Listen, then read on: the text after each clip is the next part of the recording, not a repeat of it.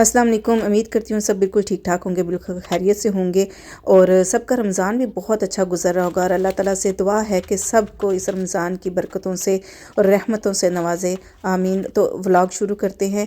अब चूँकि यहाँ पे थोड़ी थोड़ी जो है धूप निकलना शुरू हो गई है, अप्रैल का महीना है। एक्चुअली मैंने पौधे तो पहले ही लगा लेने थे मार्च में, लेकिन मार्च में भी थोड़ी थोड़ी ठंड थी और फिर आपको पता है कि रोज़े भी शुरू हो गए। तो आज जैसे ही मुझे मौका मिला और धूप निकली हुई थी, तो मैंने सोचा क्यों ना मैं जो है सब्ज़ियां लगा लूं। और मेरे पास सब्ज़ियों के बीज पहले ही पड़े हुए थे, तो वो मैं लगा रही हूं। और मैं ये मिट्टी लेके आई थी मार्केट से। और ये बहुत सारे पॉट्स पहले ही घर में प्लास्टिक के पड़े हुए थे और थोड़े से मैंने पॉट्स ख़रीदे भी और इनके अंदर मैं सब्ज़ियां लगाने लगी हूँ। और सबसे पहले ये कद्दू का बीज है, ये मैं पाकिस्तान से मंगवाया था और पिछले साल भी मैंने कद्दू लगाए थे और माशाल्लाह उनका रिज़ल्ट बहुत अच्छा रहा था। माशाल्लाह बहुत ज़्यादा कद्दू लगे थे और अगर मैं ज़्यादा थोड़ी मेहनत करती तो उससे भी ज़्यादा फल उनके ऊपर आता। और इस साल मैंने जो पिछले साल गलतियां दोहराई हैं, तो इंशाल्लाह उनको मद्देनज़र रखते हुए उन गलतियों को दोबारा नहीं दोहराना। ज़ाहिर है इंसान को आहिस्ता आहिस्ता करके ही एक्सपीरियंस मिलता है। तो मुझे वैसे भी पहले अपनी अम्मी को देखा करती थी, जब वो लगाया करती थी तब भी मुझे थोड़ा बहुत अंदाज़ा था, इसीलिए मैंने पिछले साल भी लगाया। और लेकिन यहाँ पे फ्रांस में किस तरह लगाना है, तो ये इसका अंदाज़ा मुझे यहाँ पे ज़ाहिर हुआ। तो इसके साथ मैंने करेला भी बीज लगाए हैं। पिछले साल मैंने करेला लगाया था लेकिन नहीं उगा था, इस दफ़ा फिर ट्राई कर रही हूँ। तो इंशाल्लाह उम्मीद है कि इस साल जो है करेले का बीज उग जाएगा, क्योंकि करेले का बीज कुछ जो फसल होती है, जो उसकी बेल होती है, कुछ ज़्यादा ही नाजुक होती है कद्दू की निस्बत। कद्दू की माशाल्लाह बहुत फैलती है और करेला भी सही तरह से उग जाए तो इसकी बेल भी बहुत ज़्यादा फैलती है।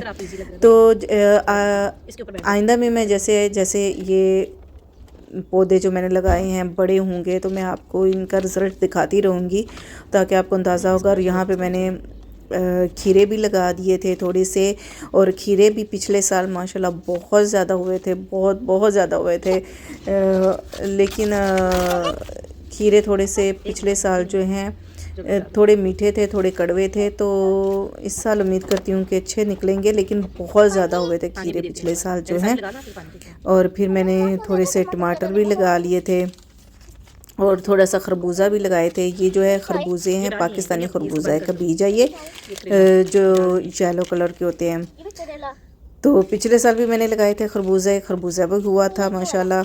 लेकिन ये हुआ था कि पिछले साल हमने थोड़ी सी देर कर दी थी, मई में मई में लगाए थे। तो इस साल मैं अप्रैल में ही लगा रही हूँ, तो इंशाल्लाह।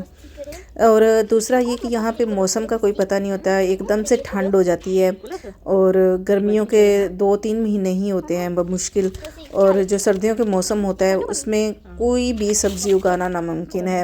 इतनी ज़्यादा ठंड होती है कि अगर आप कहेंगे सर्दियों वाली सब्ज़ियाँ लगा लें, पालक या जो जो भी है, तो वो ये खुले में लगाना बहुत ही मेरे ख्याल में नामुमकिन है। हाँ, उसको हम शेड बना के या ग्रीन हाउस की तरह बना के हम उनको लगा सकते हैं।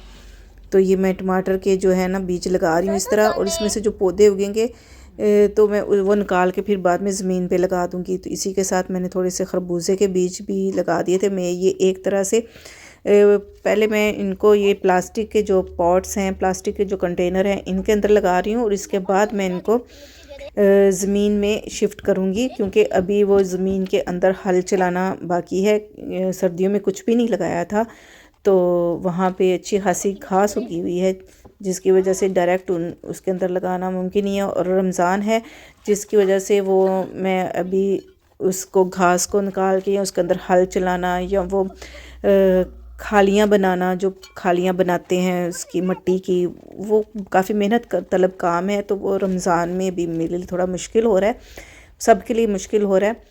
तो इसलिए मैंने इनको पहले कंटेनर में लगा दिया है कि जब तक रमज़ान ख़त्म होगा तो ये जो बीज हैं वो उग भी आएंगे और इस तरह हमारा टाइम भी ज़ाया नहीं होगा। तो मैंने टमाटर की जो है ना 2 टाइप्स लगाई थी। एक मैंने जो पहले लगाए वो थे चेरी टमाटोज़ थे, और ये अब जो बड़े वाले जो टमाटोज़ होते हैं वो हैं। तो पिछले साल भी मैंने टमाटर लगाए थे और बहुत ज़्यादा हुए थे, टमाटर भी बहुत ज़्यादा हुए थे। मतलब मुझे तकरीबन जब तक सर्दियाँ नहीं आ गई हैं तो मैंने घर से ही टमाटर निकाल निकाल के उगाए थे। तो यहाँ पे आप देख सकते हो कि ये सारा एरिया जो है, यहाँ पे मैं ये सब्ज़ियाँ लगाऊंगी। अभी इन पे हल चलाना बाकी है। और यहाँ पे पुदीना जो है वो फूट गया है और हर तरफ ही पुदीना पुदीना हो गया। और ये मेरा जो है सेब का दरख्त था, उसकी कोंपलें भी खिल गई हैं। और ये मूली का है जो है ना, पिछली मूली रह गई थी और उसके ऊपर वो फूल निकलना शुरू हो गए थे।